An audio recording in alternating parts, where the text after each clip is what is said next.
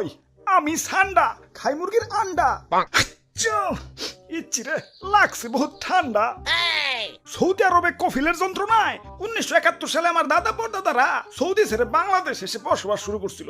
Thank you দাদু। দাদা যদি সৌদি না ছাড়তো এতদিনে তো কফিলের ছেলেবেলের পেটে চলে যাইতাম। সবুজ শ্যামল বাংলাদেশে খুব রিল্যাক্সে আছি। না আছে কফিলের যন্ত্রণা, না আছে মরুভূমির যন্ত্রণা। কি আনন্দ আকাশে বাতাসে। মন্ত্রী, ওই মন্ত্রী, আরে ওই মন্ত্রী। জি জি হুজুর। সারাদিন টিকটক দেখ লইব, রাত সবার কাম করবো কেঠা? তোমার জ্যাঠা। আরে হুজুর দেখেন না, নেট দুনিয়া তো পুরাই ঠান্ডাময়।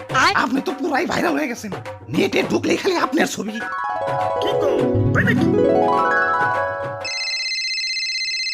কিরে ফোন দিল কারা? হ্যালো, কে? ও সময় টিভি, ইন্টারভিউ দিতে হইব। বাহ ভালোই তো। আচ্ছা ঠিক আছে। আবার কারা? হ্যালো, কে? নিউজ 420 কি? আপনার চ্যানেল ইন্টারভিউ দিতে হইব। আচ্ছা আচ্ছা ঠিক আছে। হ্যালো, না না না, ইন্টারভিউ দিতে পারব না, ব্যস্ত আছি। হাই হাই, ও নো, এই ফোনের উপরে ফোন আইতাছে। ধুর, ভাইরাল হয়ে যন্ত্রণায় আছি, ফোনের পর ফোন।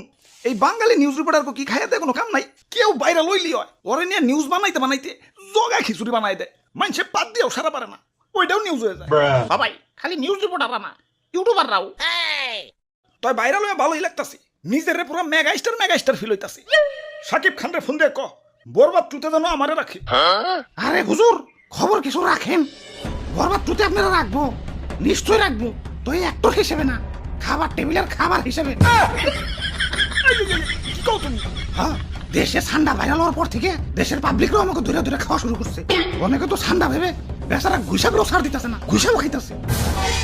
কও কি সৌদির কফিল কি বাংলাদেশে বললো নাকি? হুজুর এইমাত্র খবর পাইলাম সুলতান ডাইনে ঠান্ডা বিরিয়ানি চালু করছে। এতক্ষণে কাম হইছে, বংশ তো নির্বংশ হয়ে যাবে।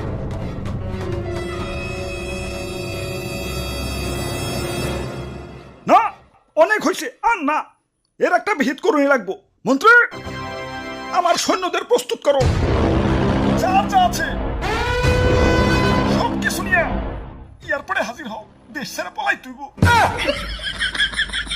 গুসাব, তোমরাও চলো, যে দেশে ইন্টারনেট নাই ওই দেশে যাবো।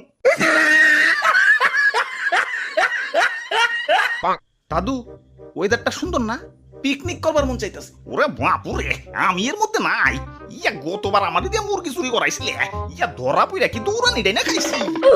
এই বুড়া বয়সে আমি আর দৌড়ানি খাইতে